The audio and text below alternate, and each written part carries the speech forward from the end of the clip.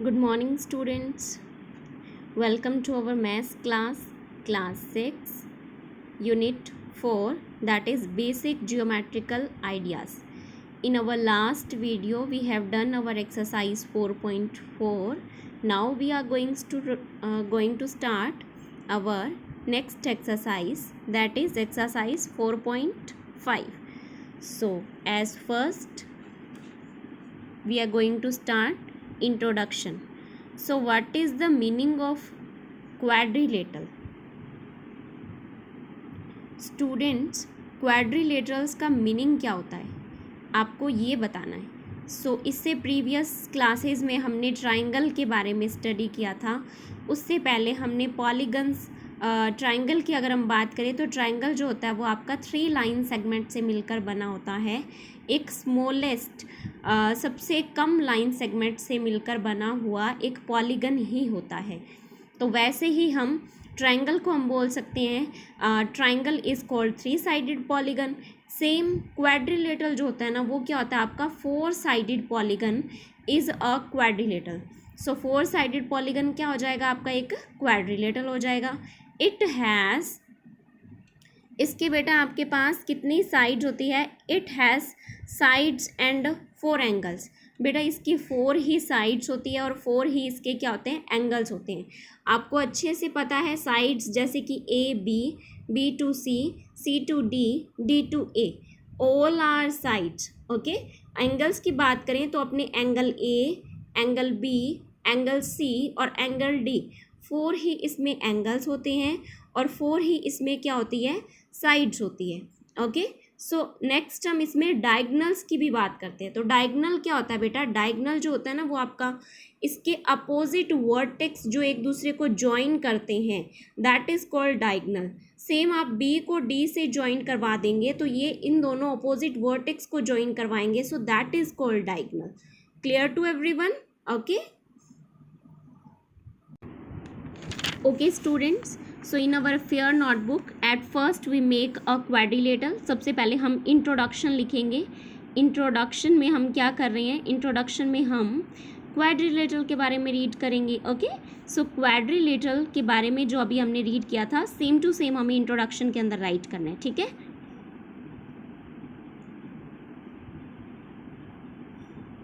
Quadrilateral की अगर हम बात करें तो सबसे पहले हम यहाँ पे एक आपको डायग्राम, इसमें डायग्राम शो करके दिखाना है आपको और इसको नेम दे दीजिए आप P, Q, R and S. सो हम इसमें क्या लिखेंगे, quadrilateral is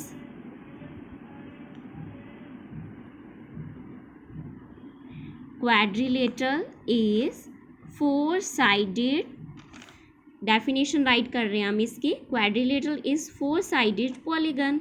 is that clear? जो क्वाड्रिलेटरल है वो आपका क्या है बेटा, 4 साइडेड पॉलीगन्स है. ठीक है, सो 4 साइडेड पॉलीगन हो गया ये हमारा. अब नेक्स्ट हम इसमें क्या बोल सकते हैं, it is the polygon with the, या फिर हम ये भी बोल सकते हैं इसमें it is the polygon with 4 sided. Okay, so इसमें हमारे पास साइड कौन कौन सी है वो हम राइट करते हैं. ओके स्टूडेंट्स, तो मैंने यहाँ पे राइट कर दिया, आप देख सकते हैं इट हैज़ 4 साइड्स, इसकी 4 साइड्स है एंड ऑल्सो 4 एंगल्स, और 4 ही इसके क्या है, एंगल्स हैं.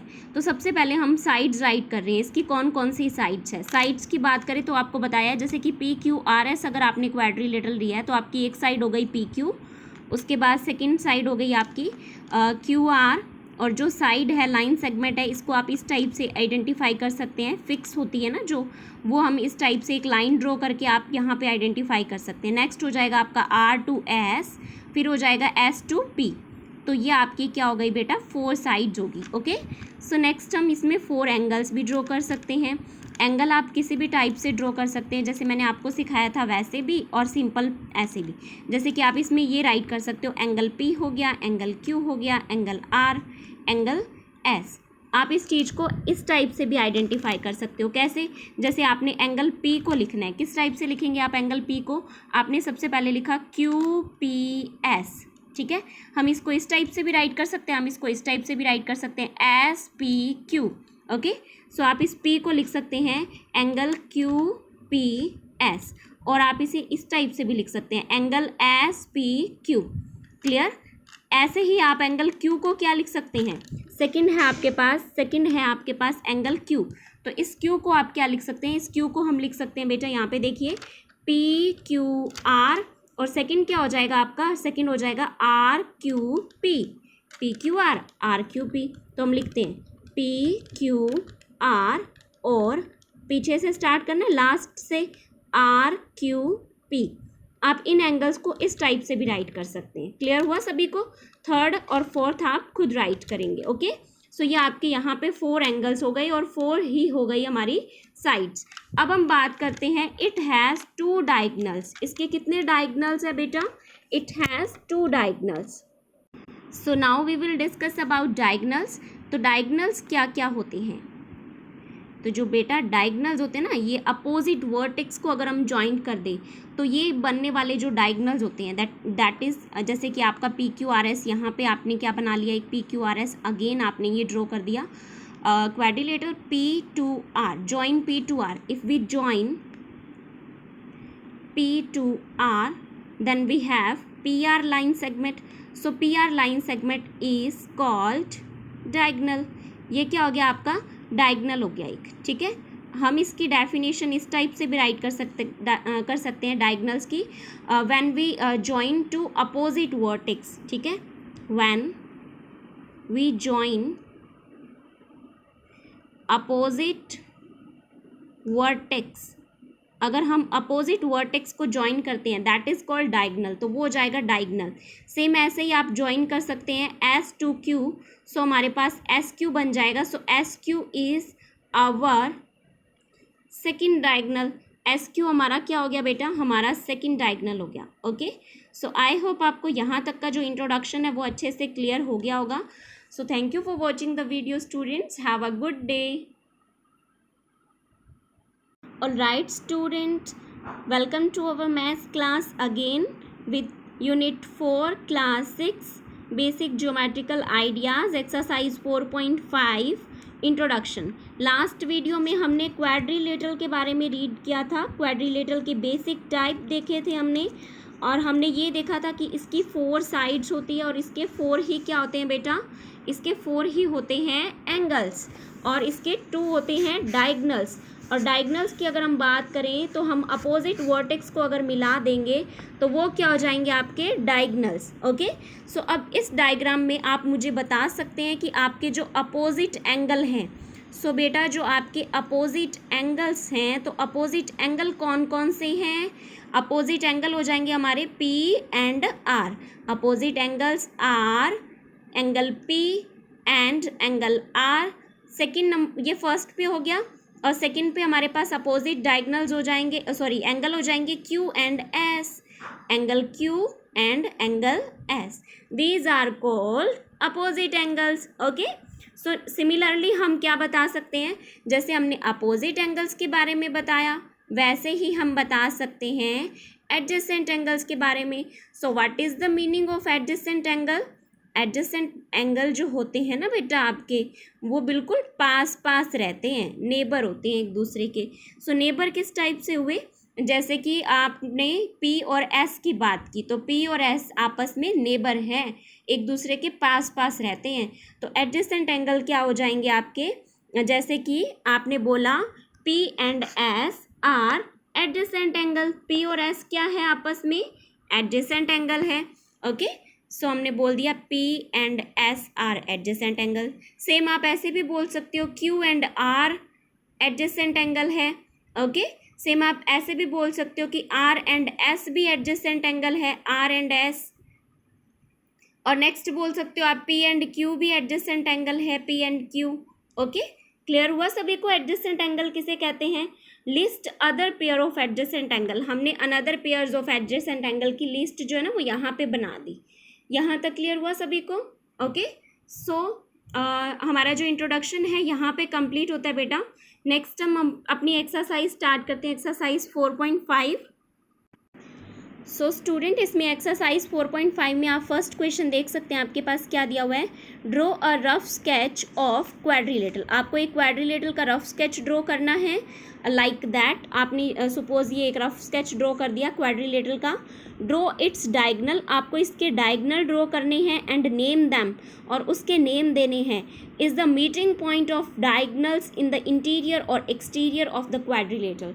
एंड आपको ये भी बताना है कि जब हम डायगनल्स को मिलाएंगे, when we meet the diagonals, that means हम जब डायगनल्स को मिलाएंगे, ओके, सो मीटिंग पॉइंट जो होगा वो आपका एक्सटीरियर पे होगा या इंटीरियर पे होगा। In the meeting point of the diagonals in the interior or the exterior of the quadrilateral, हमें ये बताना है कि जो मीटिंग पॉइंट है वो आपका एक्सटीरियर में होगा या फिर इंटीरियर में होगा। तो चलिए स्टार्ट करते हैं इसका solution. At first we make a quadrilateral, that is a rough quadrilateral, and the name of this quadrilateral that is PQRS. Now we make a diagonals, हम इसमें 2 diagonals बनाएंगे। Diagonals is making by the process of when we meet opposite angles, है ना, जब हम opposite angles को मिलाते हैं तो आपका क्या बनता है, then diagonals is produced, ठीक है। So diagonal is produced, diagonal PR, first diagonal we have that is PR, and the second diagonal we have that is QS. So we know very well the diagonal PR and the diagonal QS is meet at point O. हमें पता है जो diagonal PR है and QS है ये आपका O point पे मिल गया, okay. The diagonal PR and QS meet at the point O, okay, so that's why the point O is in interior of the quadrilateral. We know very well कि आपका जो point Q है, sorry O है, वो आपका कहाँ पे है, इंटीरियर ऑफ द डायगनल्स है, sorry interior of the quadrilateral है। क्लियर, ये आपका क्या है, क्वाड्रिलेटरल के इंटीरियर में है। एक्सटीरियर में कब होता है, जब आपका ये पॉइंट यहाँ, फिर यहाँ, यहाँ कहीं पे भी होता। और ऑन द बाउंड्री कब होता है, जैसे कि Q पॉइंट की अगर हम बात करें तो ये आपका बाउंड्री के ऊपर है, ठीक है। आपको बस आंसर राइट करना है, diagonal PR and the diagonal SQ meet at point O which is inside the quadrilateral, ठीक है, जो कि क्या कहाँ है, क्वाड्रिलेटरल के इनसाइड पे है, ओके। सो हमारा एक्सरसाइज 4.5 का क्वेश्चन नंबर फर्स्ट यहाँ पे कंप्लीट होता है। मिलते हैं अपनी नेक्स्ट वीडियो में with question number second. Have a good day student, thank you for watching the video.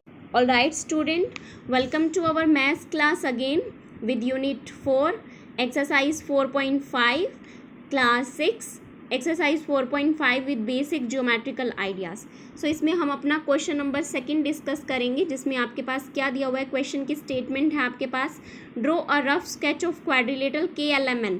आपको एक क्वाड्रिलेटरल का रफ स्केच ड्रॉ करना है, दैट इज KLMN। स्टेट, आपको स्टेट करना है, यहाँ पे 4 पार्ट्स दिए हुए हैं, आपको इन्हें स्टेट करना है। तो चलिए इसके सॉल्यूशन के ऊपर चलते हैं। सबसे पहले हमने यहाँ पे एक रफ क्वाड्रिलेटरल ड्रॉ कर लिया, दैट इज़ KLMN, जो हमारे पास क्या है, KLMN है, ठीक है। अभी हम इसका फर्स्ट पार्ट रीड करते हैं। तो बेटा जो आपका क्वेश्चन है उसमें देखिए इसका फर्स्ट पार्ट क्या दिया हुआ है, आपके पास फर्स्ट पार्ट दिया हुआ है 2 pairs of opposite side, 2 pairs of opposite sides. So opposite sides एक तो ये है, एक इसके सामने अपोजिट साइड ये होगी, तो KL और MN हो गया, ठीक है, या फिर NM हम राइट कर सकते हैं, KLMN, ठीक है। फर्स्ट पेयर ये हो गया। सेकंड पेयर आपका इस लाइन के अपोजिट ये हो सकती है, second pair we have that is KNLM, ठीक है, KN और LM। सिमिलरली आपके पास इस क्वाड्रिलेटरल के अंदर 2 पेयर्स ऑफ अपोजिट साइड्स है, 2 पेयर्स ऑफ अपोजिट साइड्स है ना आपके पास, इसके सामने ये, इसके अपोजिट में ये, ओके।